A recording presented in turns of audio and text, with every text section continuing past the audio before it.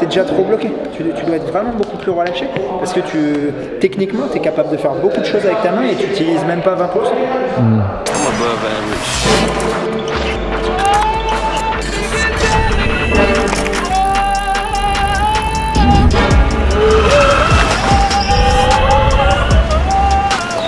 Yo, Pierre, you wanna come out here?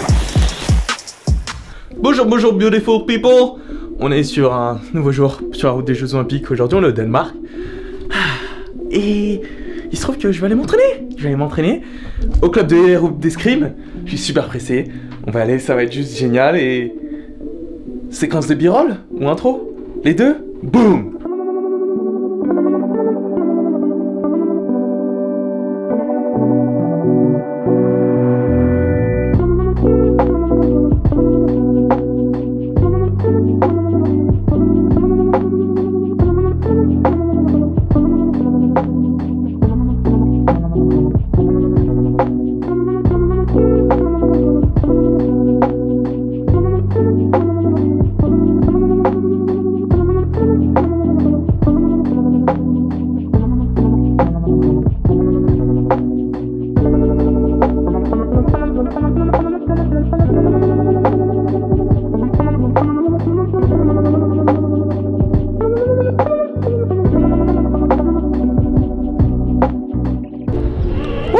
Bon, voilà, on est prêt à partir. On va au club d'escrime de Hellerup. Ça va être un bon trajet. Et voilà, ça va être ma première séance d'escrime au Danemark. Je ne suis pas reposé au niveau entraînement pour autant. Ça va être intéressant. J'ai mon sac d'escrime à la main. C'est juste horrible. Mais c'est marrant, on s'éclate bien. Maintenant, il faut juste aller à la gare.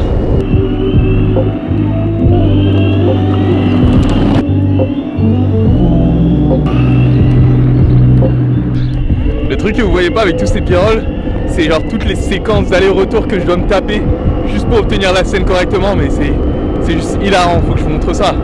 Regardez.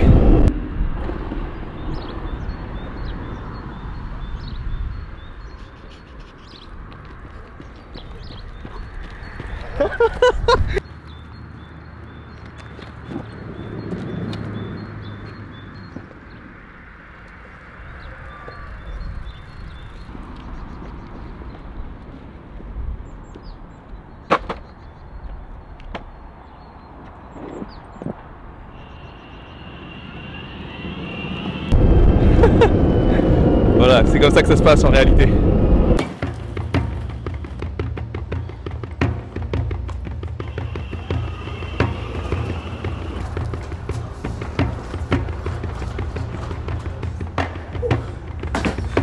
J'ai failli rater le train pour les b-rolls, mais c'est pas dramatique. On est dehors, direction Hellerup maintenant.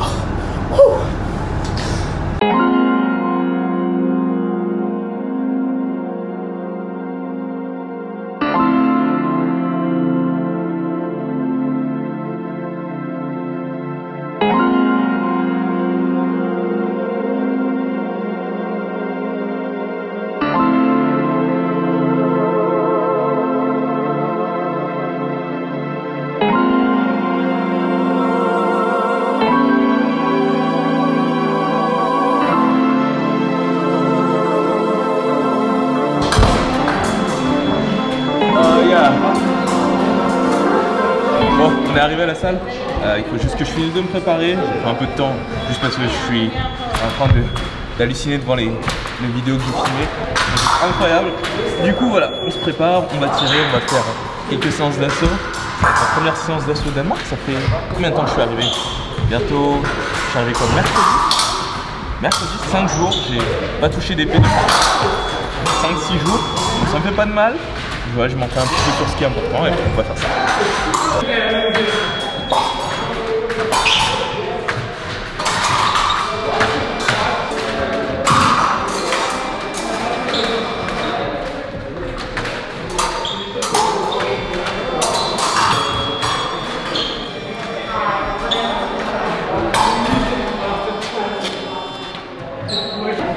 Bon, du coup voilà, premier match, plutôt sympa, je suis bien au niveau du bras, bien au niveau des jambes. J'ai un peu de mal en fait quand il prend sur sur mes preps qui doivent être un peu trop grandes, je rentre grand des jambes en faisant un bond en avant, bras court et du coup je me fais défoncer.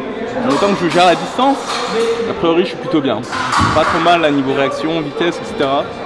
On va voir sur... Là il y a Patrick qui est en train de se préparer.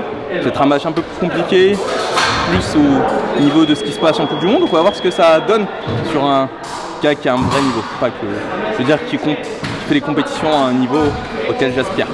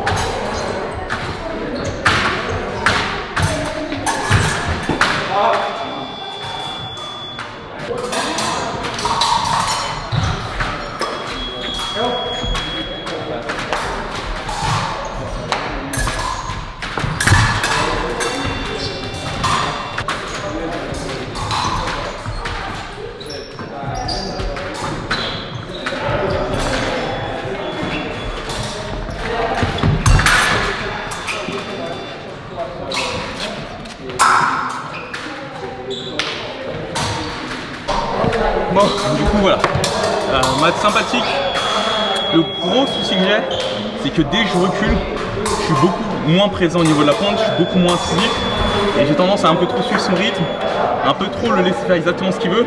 Ce qui fait que du coup au niveau du rythme du match, des actions qui sont faites, je décide rien, je prends le suivi à chaque fois.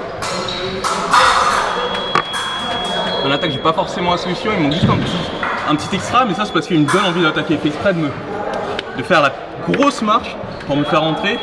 Donc soit il faut que je chope vraiment dans le temps avec la main basse, mais il faut vraiment que je sois beaucoup plus proche parce que quand il fait ça, il le fait vraiment de très loin. Parce que j'ai la possibilité de le toucher, mais il est rapidement pour aller contre ça. Donc bon, match intéressant.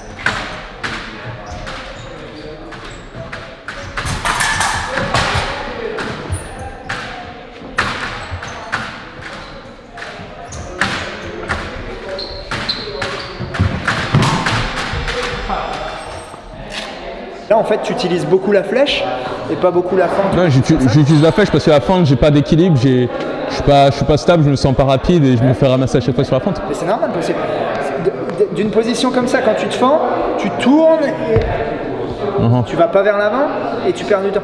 Alors que si tu restes déjà comme ça, hop, et puis tu vas aller vite. Parce que naturellement, tu as de l'explosivité dans... T'es explosif comme garçon. Donc. Et après, la vitesse de main, il faut la bosser aussi.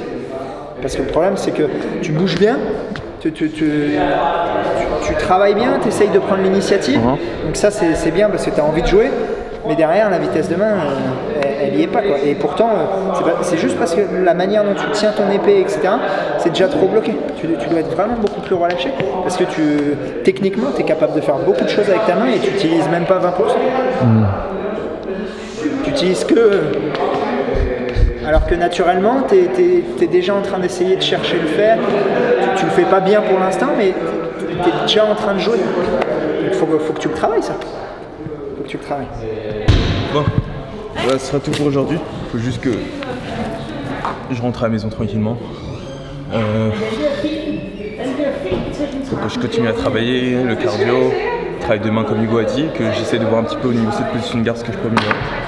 J'ai fait un entraînement fructueux, j'ai appris des choses. Maintenant voilà, j'ai 1 mois et demi pour mettre tout ça en place jusqu'à Cali. Donc essayer de faire le travail que je peux. Là du coup on va voir la compétition de Lausanne en U23 qui va être début avril, dans 3 semaines. Et Nîmes à la mi-mai, mi-avril. Qui va être vraiment...